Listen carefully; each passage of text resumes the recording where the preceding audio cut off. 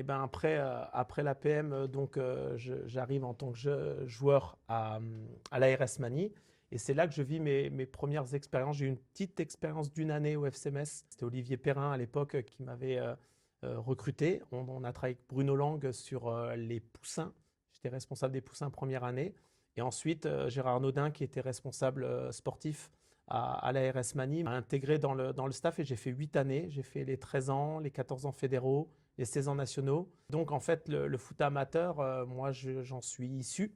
Donc c'est ce qui m'a construit dans mes premières années, on va dire, de jeune éducateur. Et ces années-là, j'étais en parallèle donc employé au district Moséan de football à partir de 1998. J'ai été accompagné par Alain François, le CTD, le papa de Julien François, qui est le coach de Thionville.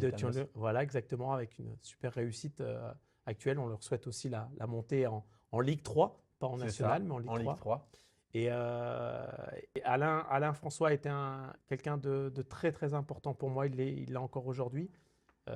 Dès que j'ai besoin, je l'appelle pour avoir des conseils. Et donc ce foot amateur que j'ai vécu au niveau du district, dans le foot à l'école, dans les sections sportives, dans les formations d'éducateurs, plus ces années à Manille, m'ont construit, m'ont permis après de vivre une aventure dans le monde professionnel, où là, on est dans un autre domaine, c'est différent. L'un n'est pas plus important que l'autre, c'est différent. Voilà, on n'est pas dans les mêmes objectifs.